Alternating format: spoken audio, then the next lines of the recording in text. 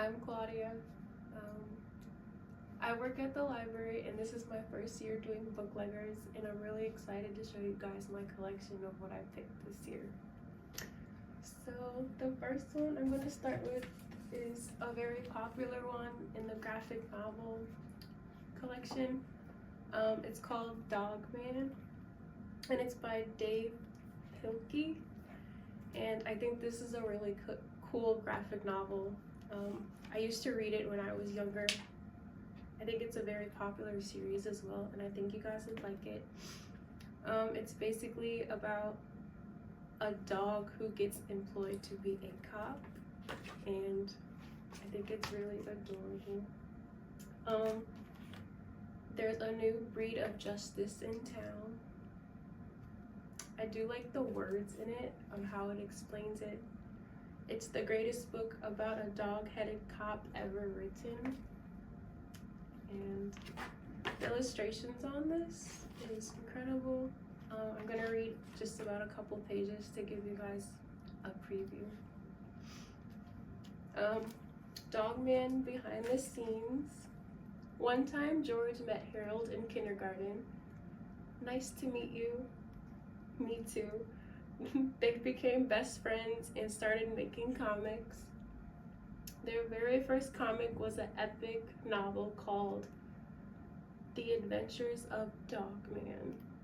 Over the years, they made tons of Dogman comic books. Then one day in 4th grade, they got a new idea. They started making a new comic. This is also the creator of Captain Underpants, so they do have a Captain Underpants drawing in this book, so kind of relates. Soon their lives got really complicated. There was danger, horror, and ridiculously plot lines. And just when it seemed like things couldn't get any worse, things got better. Hey, all the drama had come to an end. But there were still lots of unanswered questions. Where are our doubles? Where's Tony, Orlando, and Dawn? So, from others, they say it was a really popular series, so I wanted to keep this one in here. So I think you guys will like this one. The next book is a pretty popular book. It's also a series as well. It's the Can You Survive series, and you have 39 choices and 17 endings. This is written by Matt Doeden, and this one is Can You Survive the Jungle? They give you a summary about your adventure, and they give you 2 choices in each page, and then there's about 17 endings on how it can end depending on the choices you make. I'm gonna give you guys a preview of this one. You are lost in a dangerous place, the Amazon jungle. Predators prowl through the thick, deadly snakes and spiders creep in dark places. Huge black and electric eels lurk below murky waters.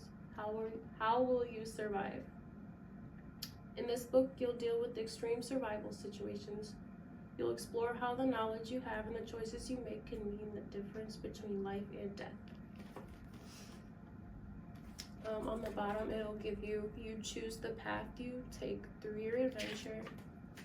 And then with the certain choices you make, it'll give you examples like to take off in search of rescue, turn to page 13, or to build a camp and try to single rescuers, you can turn to page 39, and it'll give you results to the choices you make. I think you guys will like this one. Here's a summary as well. You're lost. Dangerous unseen predators after your plane crashes in the Amazon jungle. By parachuting out of the plane, you landed safely, but you're all alone with little food and water. Do you take off in search of rescue, build a camp and try to single rescuers, or head toward where you believe the downed plane and your pilot may have landed? A lot of kids kids do end up liking this book, so I think you guys would like it. It is a non-fiction book, so the illustrations on it are pretty realistic, and yeah. The third book, I really like this book. I ended up choosing this book. I think it's really adorable. It's called Why I Sneeze, Shiver, Hiccup, and Yawn, and it talks about the nervous system and why we do things the way we do, well, our bodies. Your reflexes, what makes you sneeze, why is it so hard to get rid of hiccups or to hold back and yawn. Inside, you'll find the answer to these and lots of other questions about reflexes. And you'll also learn lots of easy experiments to try on your friends. I think the illustrations are adorable in this one. Yeah, the animals are really cute as well. I'm gonna read a couple pages on this one as well. So here it is. They're eating lunch. They're in the attic playing hide and seek. So you were playing hide and seek. You found a good hiding place. You want to be as quiet as you can. All of a sudden, ka-choo! You sneeze. Everyone knows where you are. Why do you sneeze even when you don't want to? You are eating lunch with your friends. You are in the middle of telling them a story. All at once you hiccup. Hic! Your friends start to laugh. Hic! You try to stop. Hic! But you can't. Hic! Why do you hiccup even when you don't want to?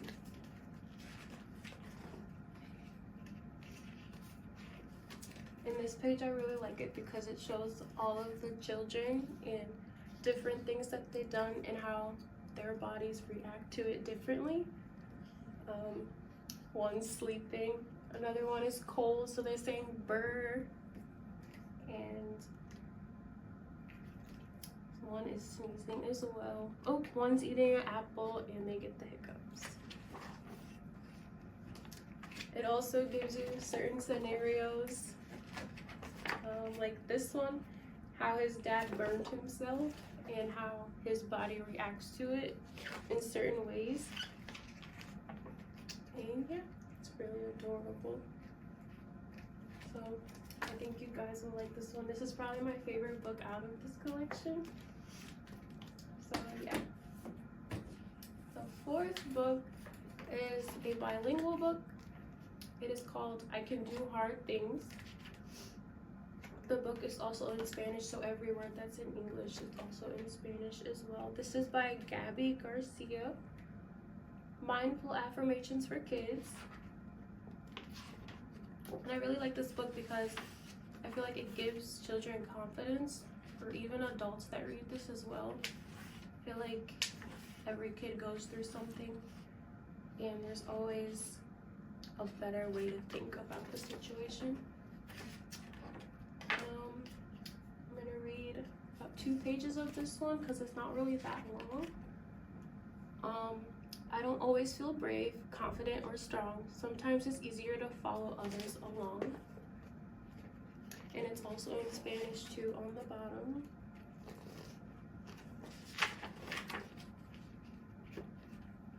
I get so many messages about how I should be. Pulled in different directions, I feel wobbly. When this happens, I listen for that quiet voice inside, and I pay attention. That voice is my guide. I connect with the love and strengthening it brings. It helps me remember I can do hard things. I can be a friend to myself. I can feel all my feelings.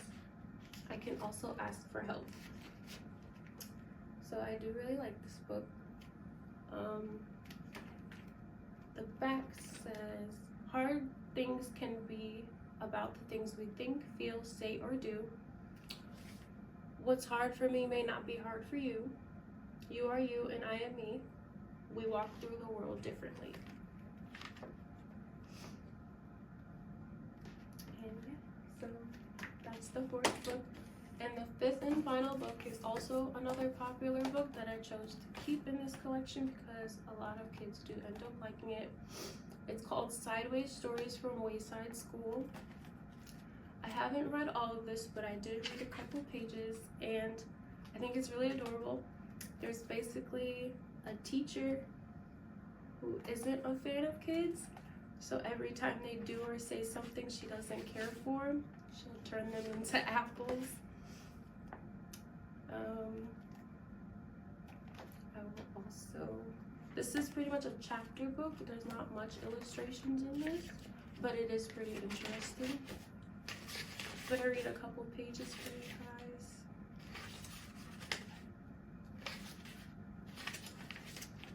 Miss Gorf. Miss Gorf had a long tongue and pointed ears. She was the meanest teacher in Wayside School. She taught the class on the 13th story. If you children are bad, she warned, or if you answer a problem wrong, I'll wiggle my ears, stick out my tongue, and turn you all into apples. Miss Gorf didn't like children, but she loved apples.